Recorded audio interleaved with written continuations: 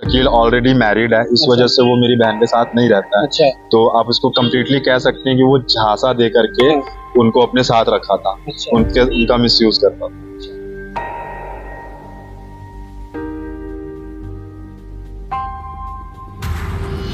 Scooty से थे हाँ। और मेरी मम्मी भी ऑटो पे थी। ऑटो में लेकर आए। हाँ, उनके साथ एक लेडी थी और एक आदमी था उनके साथ। अच्छा। मेरी मम्मी को ऐसा बैठा के लाया गया कि जैसे कि वो मृत नहीं है घर में।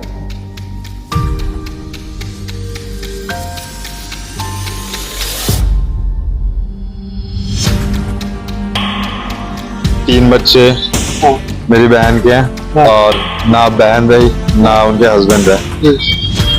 क्या होगा सर इनका? कहाँ जाएंगे ये? कहाँ पढ़ेंगे? कहाँ सोएंगे? कहाँ रहेंगे? दोस्तों, आज से कुछ दिन पहले मैंने आपको नागपुर लगड़गंज पुलिस स्टेशन और जो आजमशाह चौक है वहां का एक प्रकरण, एक लड़की की जो हत्या की गई उसका एक प्रकरण मैंने आपको दिखाया था। आज एक और इसी तरह का मामला जो है जूनी कामठी पुलिस स्टेशन के अंतर्गत आने वाले खैरी तारानगर से सामने आया है। एक लेडीज थी जो अपने बच्चों के साथ और अपनी मम्मी के साथ तारानगर इलाके में रहती थी। आज कल सुबह जो है, कल शाम उसकी जो है डेड बॉडी घर पर आती है। सुबह वो घर से जाती है और शाम में उसकी डेड बॉडी घर पर आती है। क्या है पूरा मामला? ये जो है उनके भाई है, ये उनका बेटा है और ये जो है ये उनका भाई है। उनका भाई है जो उनसे बात करेंगे। क्या नाम है आपका? फिरोज। फिरोज साहब, जो प्रकरण जो सामने आया है क्या है हकीकत? आप लोगों को कैसे पता चला? क्या है, थोड़ा उसके बारे में बताइए। सर मैं जॉब करता हूँ चंडीगढ़ में और मुझे मेरी भांजी का फोन आया। हाँ। कि अम्मी नहीं गए। अच्छा। और उस वक्त तो सब रो रहे थे, तो मैंने ये सब पूछने की जहमत नहीं की कि क्या हुआ, कैसे हुआ। बस मुझे इतना पता था कि कुछ हो गया है, मुझे घर जाना है। ओके। तो मैं निकला और मैं सुबह 10 बजे तक यहाँ पहुंच गया। अच्छा। ठीक है, आज सुबह 10 बजे तक। हाँ। उसके बाद वो मुझे यहाँ आने के बाद पता चला कि सुबह शकील का कोई दोस्त आया था।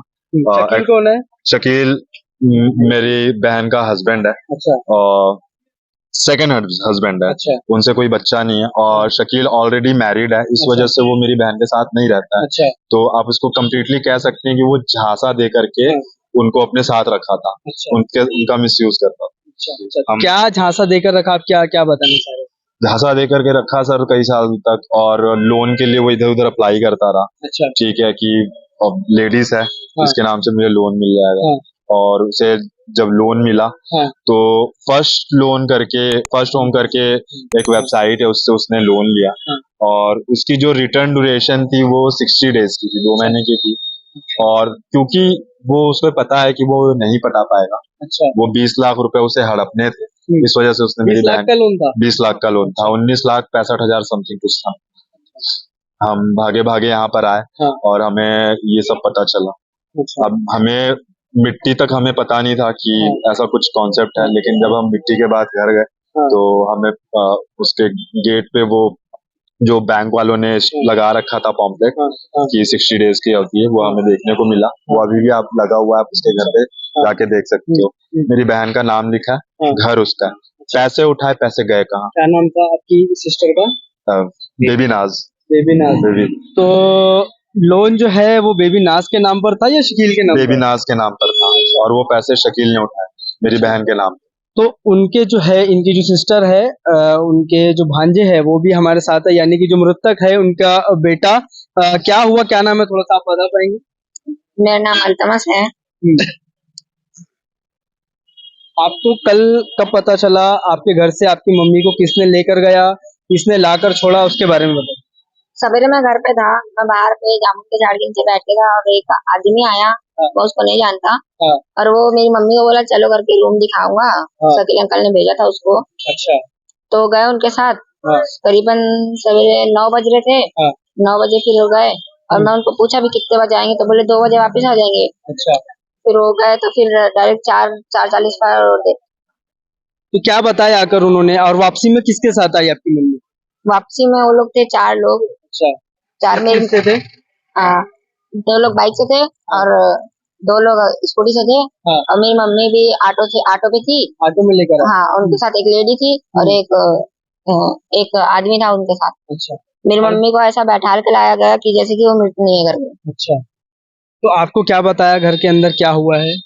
घर के अंदर आके पूछ रहे थे पलंग है क्या करके। हाँ। और मैं पूछा कि वो लोग लेटेंगे थकू क्या है करके। अच्छा, मेरे को ऐसा लग रहा था। हाँ। फिर मैं देखा मेरी मम्मी का कपड़ा ऐसे लटक रहा है ऑटो में से। हाँ। मैं नानी को बोला कि वो देखो मेरी मम्मी का कपड़ा लग रहा है, तो मेरी नानी जाके देख रही है, तो वहाँ पे उनको पकड़ के बहुत रो रही थी। अच्छा, क्योंकि वहाँ पे तो फिर इतना होने के बाद जो है आपकी मम्मी को घर के अंदर लाके किसने रखा और घर में कौन था उसके बारे में बताइए? जो उनको लेके गया था ना वो अनजान व्यक्ति, हाँ। वो था और एक लेडी थी। उन दोनों ने पकड़ के अंदर लाके उनको लेटाया और कंबल वगैरह उड़ा दिया। क्या बताया कैसे उनकी मौत हुई? उनने बताया कि पिकनिक बनाने गए थे बीना डैम की तरफ। हाँ। तो उधर पे पत्थर पे बैठे थे नहा रहे हुए, और उनका पैर फिसल गया तो वहीं पे डूब गए।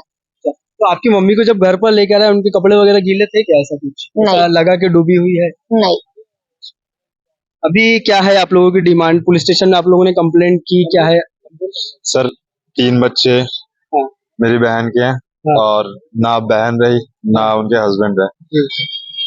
क्या होगा सर इनका? कहाँ जाएंगे, कहाँ पढ़ेंगे, कहाँ सोएंगे, कहाँ रहेंगे?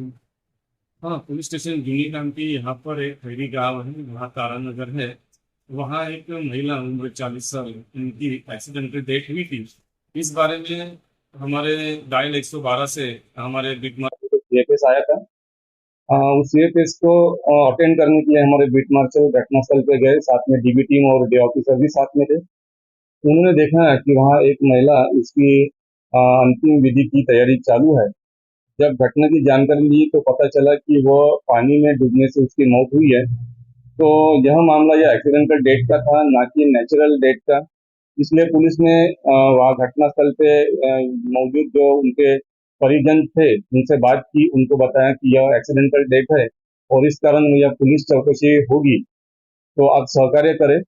और जो भी डॉक्टर ने आपको बताया है कि अगर आपने बॉडी रखा तो आपको पोस्टमार्टम करना पड़ेगा, तो आप उनसे ही रिक्वेस्ट कर सकते हैं पोस्टमार्टम करना या नहीं। लेकिन यह पुलिस का मामला होने की वजह से इसकी चौकसी होगी।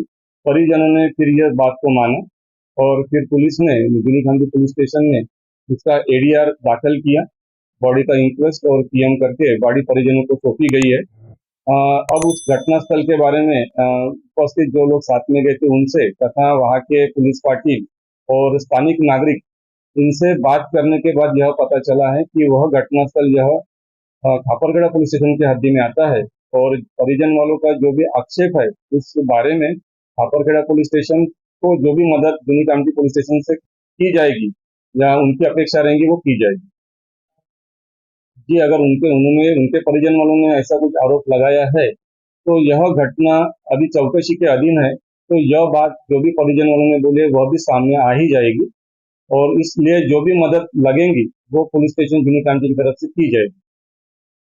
Welcome to M&M bright English medium school, जहां आपको क्वालिटी एजुकेशन, क्वालिफाइड और डेडिकेटेड टीचर्स, सेफ और सपोर्टिव एनवायरनमेंट के साथ मिलेगा इस्लामिक कल्चर और बच्चों के माइंड और फिजिकल ग्रोथ के लिए multiple activities. Building a prosperous community, inspiring a better future. नया फोन लेने के बारे में सोच रहे हो तो सीधे चले आइए ओमकार मोबाइल। यहाँ आपको मिलेंगे सभी ब्रांड्स के नए मोबाइल, और वो भी 0% फाइनेंस के साथ, और साथ ही पाइए सरप्राइज गिफ्ट भी। तो आज ही आइए ओमकार मोबाइल, गुजरी बाजार चौक, कांटी। वीडियो के प्रायोजक हैं सुरेश इलेक्ट्रॉनिक्स। अब अपने घर को बनाए स्मार्ट और सुविधाजनक। ले जाइए सभी ब्रांड्स के होम अप्लायंसेस, वो भी 0% फाइनेंस पर। हमारा शोरूम आज ही विजिट करें। बैंक ऑफ महाराष्ट्र के सामने कांटी।